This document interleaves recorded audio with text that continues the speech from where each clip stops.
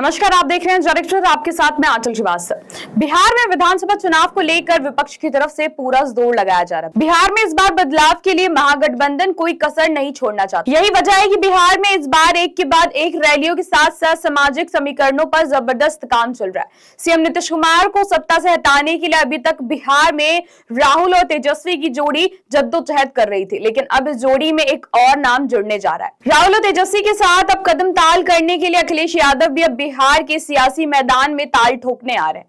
महागठबंधन की तरफ से इस बार ऐसा कोई समीकरण नहीं छोड़ा जा रहा है जो चुनाव में हार का कारण बन सके। इसीलिए बिहार में विधानसभा चुनाव को लेकर राहुल तेजस्वी के साथ अब अखिलेश यादव के आने से माहौल बदलने वाला है।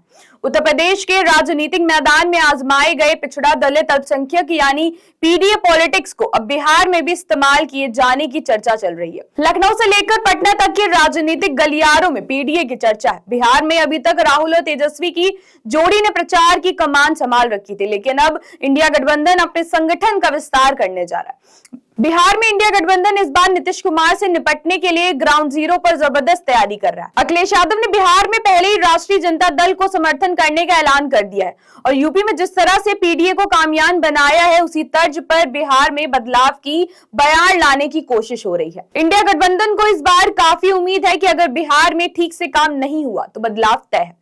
बिहार में विपक्षी गठबंधन अपनी एकजुटता साबित करने की कोशिश में है। इसके लिए कांग्रेस राजद के साथ समाजवादी पार्टी के जुड़ने की भी खबर है। हालांकि उनके सामने नीतीश कुमार जैसे बड़े नेता की चुनौती है जो करीब 20 वर्षों से बिहार की राजनीति का निर्विवाद चेहरा बने हुए हैं। 2025 के विधानसभा चुनाव से पहले भी विपक्ष नीतीश कुमार के खिलाफ कोई सॉलिड मुद्दा लेकर नहीं उतर पा रही। बदलाव के मसले को हवा जरूर दी जा रही थी, लेकिन इसमें विपक्ष को अब तक उस स्तर की कामयाबी नहीं मिल पा रही थी। ये भी कह सकते हैं कि बिहार में जनता का रुझान अब तक किसी भी राजनीतिक दल के पक्ष में बनता नहीं दिख रहा है। ऐसे में अब बिहार के अंदर नए प्रयोग का दौर शुरू हो गया है। उत्तर प्रदेश की राजनीति के आजमाए गए पिछड़ा दलित अल्पसंख्यक यानी पीडीए पॉलिटिक्स को लालू प्रसाद यादव और तेजस्वी यादव के मुस्लिम यादव यानी एमवाई समीकरणों से जोड़ने की कोशिश की जा रही है। उत्तर प्रदेश की राजनीति के आजमाए गए पिछड़ा दलित अल्पसंख्यक यानी पीडीए पॉलिटिक्स को लालू प्रसाद यादव और तेजस्वी यादव के मुस्लिम यादव यानी एमवाई समीकरण को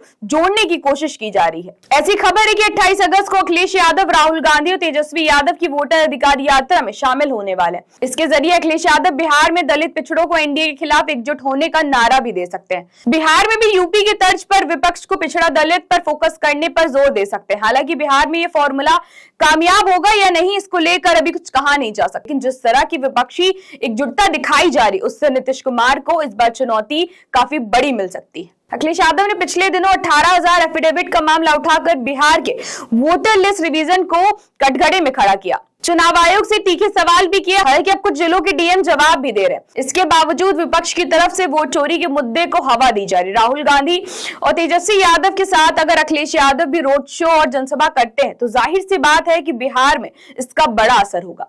बिहार में नीतीश कुमार की ओबीसी पॉलिटिक्स को पीडीए से मात देने की कोशिश हो सकती है। नीतीश कुमार पिछड़ा वर्ग के करीब 8 से 10% वोट बैंक को अपने साथ लेकर चलते हैं। बिहार की राजनीति में ये कहा जाता है कि नीतीश जिसके साथ रहते हैं उसकी जीत तय मानी जाती है। 2005 के बाद से बिहार में सत्ता की मास्टर चाबी नीतीश कुमार के पास ही है।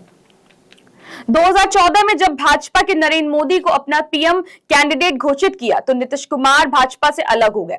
नीतीश कुमार ने एनडीए का साथ छोड़कर लालू प्रसाद से दोस्ती कर ली। लोकसभा चुनाव 2014 में भाजपा को मिली प्रचंड जीत और पीएम नरेंद्र मोदी की लहर के बाद भी बिहार में भाजपा टिक नहीं पाई। 2015 में लालू और नीतीश की जोड़ी ने बहुमत हासिल कर लिया। 2015 के चुनाव में महागठबंधन की जीत के बाद तेजस्वी यादव डिप्टी सीएम बने और नीतीश कुमार फिर से मुख्यमंत्री बने। हालांकि लालू के साथ नीतीश कुमार की दोस्ती ज्यादा दिन चल नहीं पाई और वो फिर से एनडीए के साथ चले गए।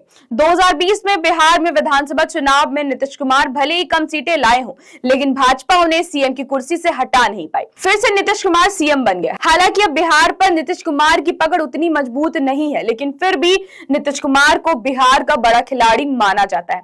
ऐसे में नीतीश के सामने राहुल और तेजस्वी की जोड़ी के साथ साथ अखिलेश के आने की भी बड़ी चुनौती मिलेगी। तो ऐसी देश और दुनिया की बड़ी खबरों पर नजर रखने के लिए आप जुड़े रहिए जनएक्सप्रेस के साथ। नमस्कार।